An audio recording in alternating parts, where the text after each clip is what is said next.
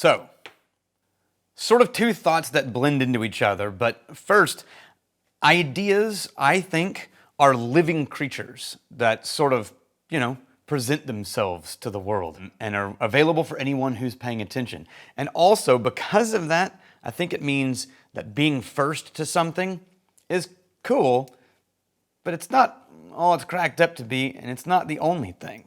So, whiskey pouring time. In 1827, Robert Stein invents a continuous still he calls the patent still. And it's the first, in Scotland, continuous operating still. Now remember that pot stills are called batch distillation because you fill it, you run it, you dump the dregs, you fill it, you run it. That's batch distillation. Continuous distillation is you're constantly putting in some kind of alcoholic ingredient, a beer or a low wines or something, and it's running through and it's constantly being distilled off, and that can run forever as long as you can keep feeding it things. But technically he beat out the guy who sort of made something that was closer to what we use today in column distillation, which is Aeneas Coffey, who's an Irishman. Now remember, Robert Stein, the Steins and Haigs, that's two of the oldest families in Scottish history. I mean, they date back to, there's written records of them in the 1200s.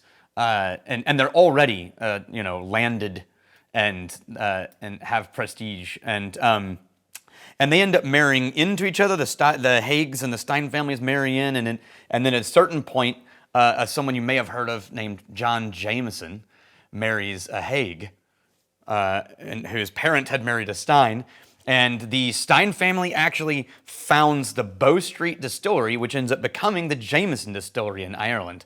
So that's a lot of kick-ass first. That's money, that's power, and that's innovation, and that's 1827. But within 3 years, you've got Aeneas Coffey, who patents a column still that actually has two parts to it, the rectifier and the spirit. And I'm not going to go into the nerdiness of how column stills work, but we are still using versions closer to what Aeneas Coffey designed than we are using versions closer to what Robert Stein designed. And it revolutionizes whiskey because it allows the invention of what we now call grain whiskey, or in America, light whiskey. And then for 100 years, there's a fight about whether or not that's actually whiskey or whether only pot-stilled product is whiskey. And in America, honestly, the vast majority of bourbons that you drink are not pot-still bourbons. They're more of a variation on a column still, or just straight column still, but with, added doublers and thumpers and things. So I'm going to talk about why I think that matters in a second, but I really want to drink this Ardbeg because I just saw this and I got it. This is thanks to a gift from Kevin Quill, and who is a generous and kind human being. Thank you, Kevin. But this is Ardbeg Anamorphic, and this is the committee release, and so it's a higher proof, 48 and change. I forgot to write that down, but it's 48.2. And what they did was they took barrels, they removed the heads off the barrels, and they toasted and then recharred the barrels, and with infrared toasting. And all that means in infrared toasting is a much more controlled, evenly distributed toasting heat range. Think of it like if you hold a marshmallow over a campfire, then you get the flames moving around it, and you have to keep moving it to find the hot spots and get it. And if you just let it sit there, it will heat unevenly and catch fire over here, but not be toasted over here. If you're working, most cooperages, or a lot of the cooperages use live flame, and it's way more controlled than that sounds like. They're not just putting it over a fire and hoping for the best. But there's a new technology that's been showing up in cooperages where they just use actual infrared, evenly distributed heat and exact science toast things to specific levels of requirement. So they did that to this Ardbeg, and it should have brought out all of the super toasted notes of a barrel. And what that means is it takes that little thin red layer of caramelization of wood sugars that you get from charring a barrel, and toasting widens that red layer dramatically and starts breaking down deeper into the wood, so you get way more interaction with the barrel. So I don't know what that does with an already super smoky whiskey, but we're about to find out. It actually smells way more fruity and soft and almost spicy. Now, okay, let me back up. It's Ardbeg. It's smoky. So, first, smoky whiskey. Yes, absolutely. This is smoky Scotch. You can smell it in the air probably as soon as it's opened. But if you're looking for the smoke and you're looking for something even more hefty, when you pick this up, the nose is actually softer. I would say it brings out all of the sort of honeyed fruit notes and the like peaches and like melon, but it also have this sort of little bit spicy note that's not quite smoke, but black peppery direction. It's really nice, actually. It smells a little bright and a little, I don't know if young is the right word, because I don't know how old this is, but it smells sort of light and effervescent. Oh, hey. Hey.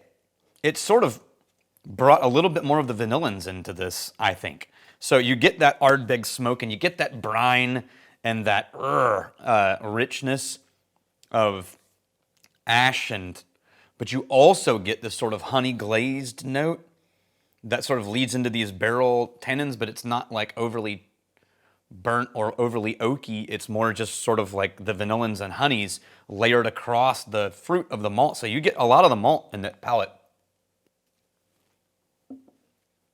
Like it tastes malty and not just thin and smoky. Much sweeter than I remember the other Ardbegs being. But yeah, this is really interesting. Hot dang. I know there's mixed opinions on how many random things Ardbeg comes out with these days, but personally, I'm here for all of them because I just think it's cool, the level of experimentation they're getting to do. Okay, so I have a theory, and I use the Stein idea and the Aeneas Coffey idea as an example of this, but I teach this when I'm talking about in classes a Daniel Whittington theory. This is not some science thing. It's just that I think that ideas are living creatures. And I got this because I feel that way about songs, and I've read interviews with other songwriters who they sort of view a song. Any songwriter has had an experience where they labored over a song and sort of brought it into existence and it was brutal and it took months or years. And then the same artists also have songs that just sort of felt like you picked up an instrument and it just sort of rolled out of you. It almost felt like somehow it wasn't yours, like you were transcribing it instead of writing it. And that feeling led to me having this sort of instinct that, like, I wonder if these songs and ideas just sort of are out there. And if you're listening and paying attention, they sort of present themselves to you. And if you catch a full glimpse of it, you capture a whole song. And if you just catch a glimpse of the edge of it, you might grab onto it and then try to pull it into this reality. And that's why you find a lot of song styles all showing up at the same time, and eras where genres, I think, are created, and you see albums come out where people weren't really listening to each other but ended up creating very similar direction music. And so when I got into business and started studying marketing communications and business design and history of things, I started thinking, you know what, I think this is true across the board. I think anyone who's creative, and that's not just an artist, that's anybody making anything, that's human being. Human beings are creative. Anyone who pays attention, an idea's time will just sort of come, and you'll notice it because across the world, a whole bunch of people who aren't talking to each other all come up with the same idea at the same time. This is electricity. This is all major scientific discoveries. You don't find a single person and no one paying attention and this one person paying attention. You find a dozen people around the world stumbling into sort of an idea and one of them getting to a conclusion before everybody else, or in the case of Edison, one of them having better press than others, as well as getting to a conclusion. When the production of column distillation and looking for a way to distill without having to batch distill, that idea's time came. And when it showed up, Stein was paying attention and Coffey was paying attention. And if you look around the other places, there are a bunch of other people working on variations of those things. And then there are ones in America working on versions of those things. Within the next 50 to 100 years, you get all this innovation in that. So there's the tendency to do two things. One, I want to be first because that's what matters. But often first is cool, But innovation comes from application, not just random ideas. And so you're first, sure, but it's everyone around you who's going to see that really cool idea and be like, oh, I can see these 5 ways to improve it. And then the next generation, those people change the world in a similar way. So when you're stuck on an idea, there's a tendency to panic. If I don't get this out in the world first, or if I see somebody else already doing it, I should just not bother because I wasn't first. And that's bull. Because if you remember, I've said it before, you have your own unique voice to add to the world. So sure, get out there first. That's fun. It's a nice little bragging point, but it's really only for you. Or for, some crappy marketing campaign that someone decides, we were first. There's still room for you. In a world where you care about things, being first isn't the only thing that's necessary. And also pay attention, because there are other people thinking about things the way that you're thinking about things. And you have the chance to learn something, 1, and 2, maybe find a community. So, here's to you. I'm really glad you're here. Cheers.